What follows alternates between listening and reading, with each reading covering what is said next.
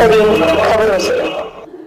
ये है हकीकत, हालात जिनसे जुड़े हैं आपके जज्बात, जुनून जो बदल सकता है देश की तस्वीर, खबरें जो आपके लिए जानना है। हत्या जैसी संगीन जुर्म को भी जब पुलिस छुपाने में अपराधियों का साथ देने लगे और कार्रवाई के नाम पर महज खानापूर्ति करे, तो ये कहना गलत नहीं होगा कि हम लोग सुरक्षित नहीं है। मामला कुशीनगर जिला के विशुनपुरा थाना क्षेत्र का है। थाना क्षेत्र के शाहपुर खलवा पट्टी से एक सप्ताह से विवाहिता ससुराल से लापता है। मायके वाले हत्या बता रहे हैं, लेकिन पुलिस उसे गुमशुदा करार दे रही है।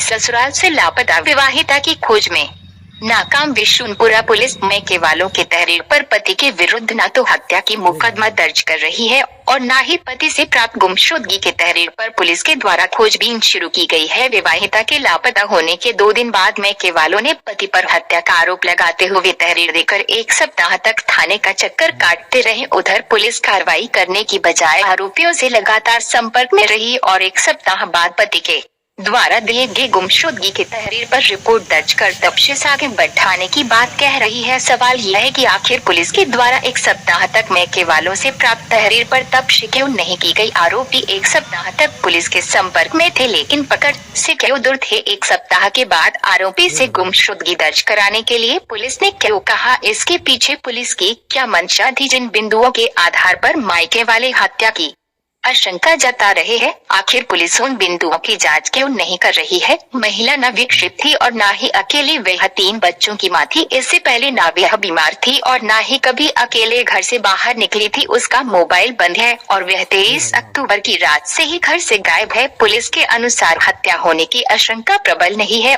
लेकिन पुलिस किस आधार पर विवाहिता के गुमशुदा होने की बात सच मान रही है, ये पति से प्राप्त तहरीर में स्पष्ट नहीं किया गया है। कहीं जांच और तफ्तीश के नाम पर लापता महिला की हत्या आरोपितों को बचाने की ये पुलिस की सफल कोशिश तो नहीं। पीड़ित पक्ष का आरोप है कि हत्या के आरोपी पति के सामने थाना पर ही उन्हें डराया धमकाया गया और हत्या की तहरीर को बदलकर गुमशुदगी की तहरीर देने का पुलिस ने घंटों दबाव बनाया। बावजूद मायके वाले गुमशुदगी से इनकार करते रहे। फिर पुलिस ने आरोपी पति के तहरीर पर गुमशुदगी की रिपोर्ट दर्ज कर ली। अब देखना दिलचस्प होगा कि मरी हुई महिला को गुमशुदा बताने वाली पुलिस कैसे जिंदा सामने लाती है या फाइलों के नीचे विवाहिता की हत्या की सच्ची दब कर रह जाती है।